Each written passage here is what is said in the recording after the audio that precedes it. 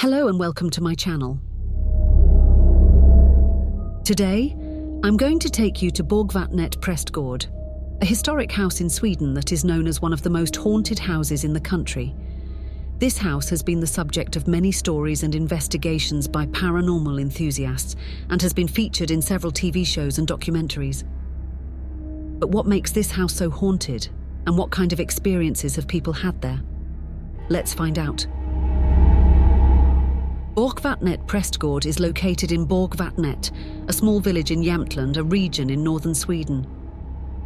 The house was built in 1876 and served as a vicarage for the local church until 1981. The house has a long and rich history and has witnessed many events and changes over the years. However, it is not the history that makes this house famous, but the hauntings.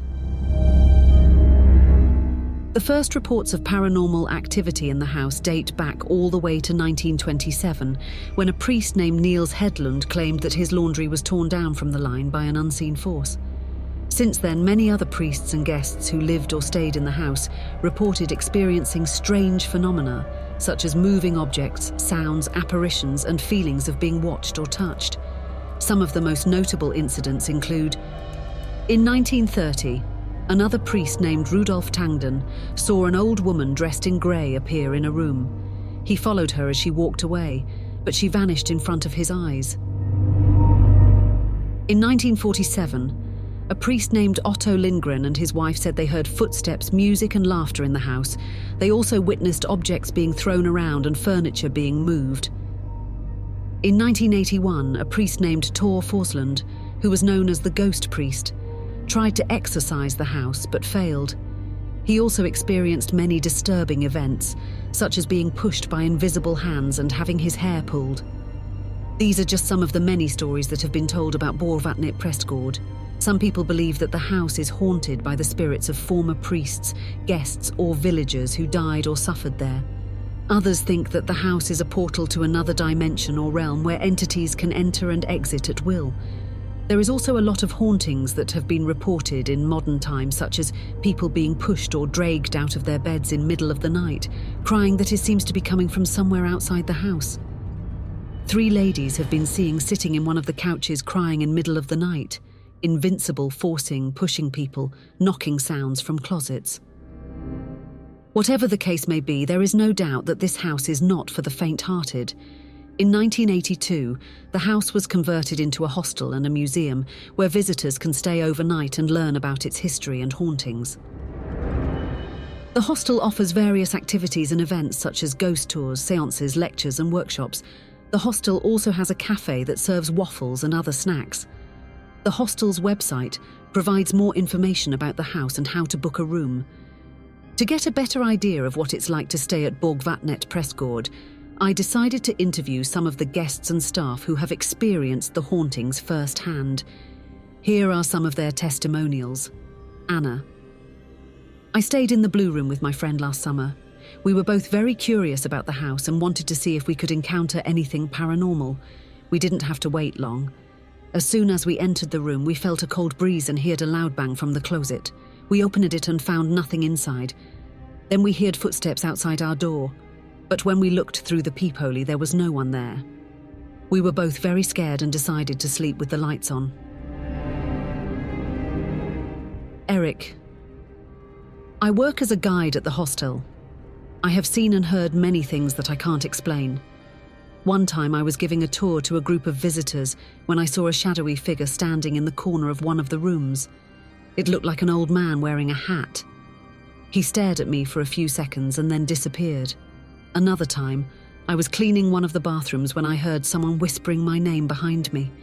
I turned around and saw nothing but an empty mirror. Lisa.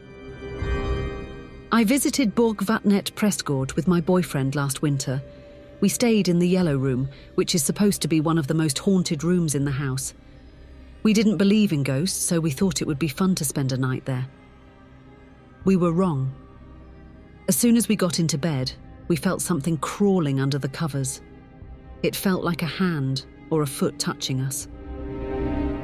We jumped out of bed and turned on the light, but there was nothing there. Then we heard a loud scream from the hallway. We ran out of the room and saw other guests running as well.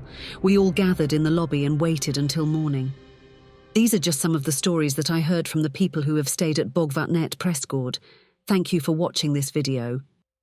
But this is not the only haunted house in Sweden. We cannot forget to talk about Frammegården, a small farmhouse in the outskirts of Värmland in western Sweden. It is one of the most haunted houses in Sweden and has reported paranormal phenomena such as knocks, footsteps, doors moving, whispers, cries, voices, and even a ball rolling by itself. The scariest room is called the Dead Room, where they used to put dying people.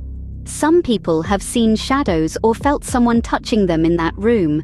The house is owned by the local Heritage Association, and they rent it out to visitors who want to experience the spooky atmosphere or investigate supernatural activity. Besides those who died inside the house itself, there is a macabre legend that can also explain why mysterious things happen at Frammegården. It is said that it was built on an old execution site for witches from the brutal witch trials in Värmland in the 17th century. Those who were accused and convicted of witchcraft were usually beheaded, and in some cases burned at the stake. Inside the house there are furniture and furnishings that are up to several hundred years old, and most of them have some myth attached to them. For example, there is a kind of piano that is said to have the same manufacturer as Carl Michael Bellman's lute.